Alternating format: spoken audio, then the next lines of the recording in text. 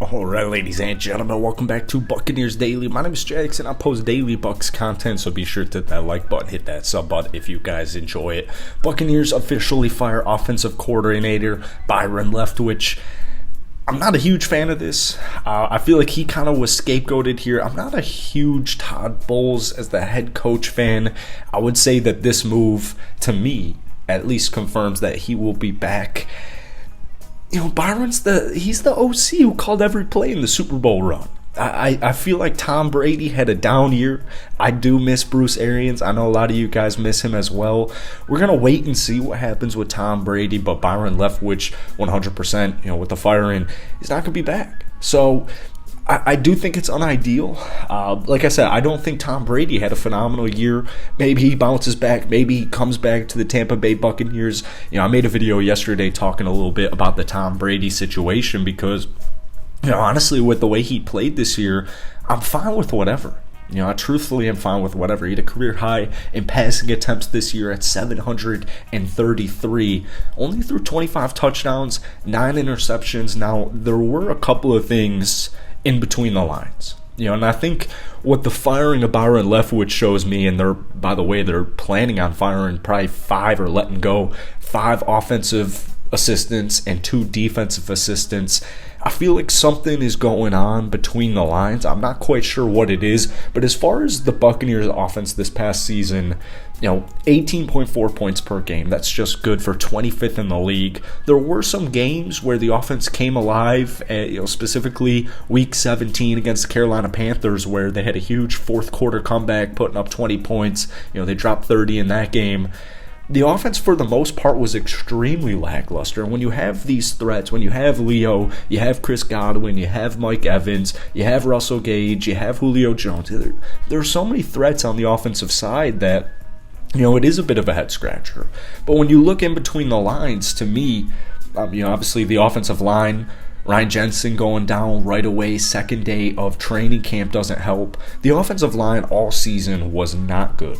It just simply was not good, and that translated directly in the run game. The Tampa Bay Buccaneers were dead last in just about every single rushing attempt. They had just 76.9 rushing yards per game. That is no bueno.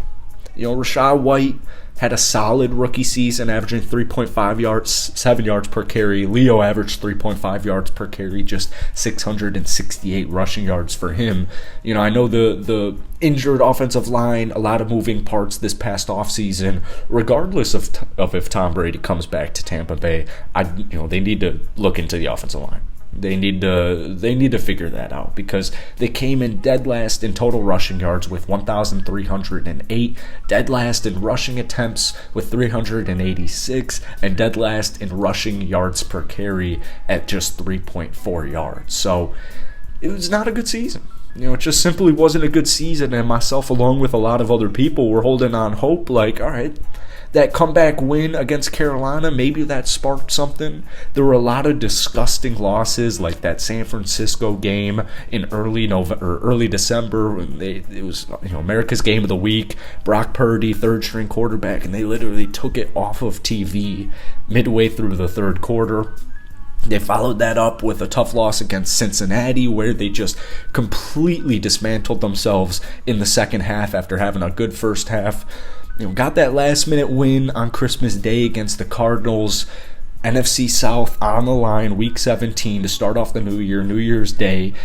30-24 victory against Carolina. Rest the starters against Atlanta. We're thinking, all right, you're playing Dallas, you're playing Dak Prescott, who's very susceptible to turning the ball over. At the end of the day, Tampa Bay, although the defense was losing pieces throughout the entirety of the season, they came in just 13th in total defense.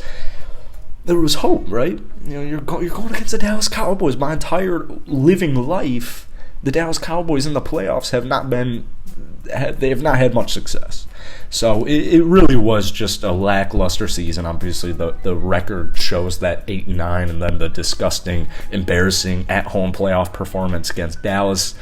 So changes are coming, and I'm very curious to see what the changes are going to be. But as far as Byron Leftwich getting fired today, I don't think that fixes quite literally anything. I do think something's going on between the lines. So that's it for today. If you guys enjoy it, you want daily Bucks content, be sure to hit that like button, hit that sub button. But most importantly, go ahead, drop some thoughts, drop some opinions on the Byron firing, and I'll see you guys tomorrow.